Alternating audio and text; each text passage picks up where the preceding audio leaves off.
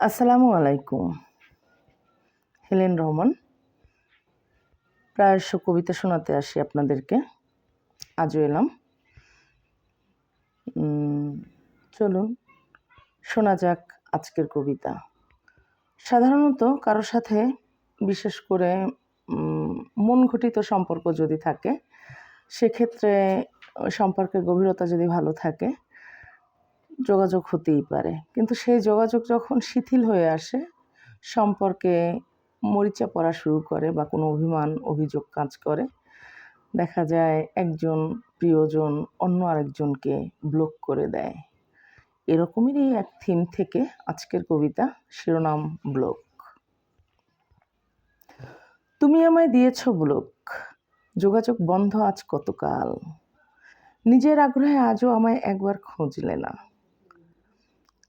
আর আমি খুঁজবো রাখলে না সে পথ।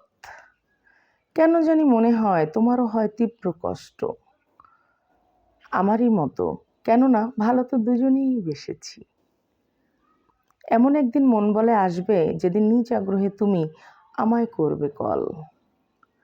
আমি সে আশায় গুনি দিন অধীর প্রতীক্ষায়। জানি না এ কবিতা তুমি পড়বে কি না। যদি সৌভাগ্যক্রমে বার্তা কোনোভাবে পৌঁছে যায় তোমার কাছে, করো বুঝতে চেষ্টা আমার কষ্টকে। খুব ভালোবাসি, কবির ভালোবাসা কখনো করে না গতি পরিবর্তন। রেখো মনে, আমি আজও পথ চেয়ে রই, রব আমৃত্যু যতদিনে না ফেরো তুমি।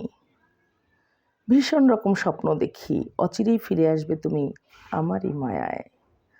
আমার মতো এত ভালোবেসে আর কে ঋণী করবে তোমায়। যদি মনে হয় আমায় ছাড়া তুমি নাই ভালো, রাগ অভিমান ভুলে অভিযোগ তুলে আর একবার ফিরে এসো। আমার কবিতার নাম ছিল ব্লক। মূলত যারা লিখতে পারে এরা সাধারণত অন্যের আদলে নিজেকেই প্রতিস্থাপন করে।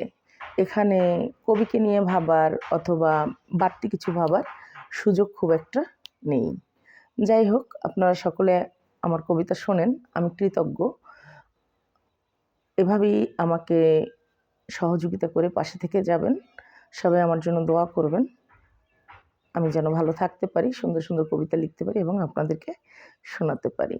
শুভ বিদায়। আসসালামু আলাইকুম।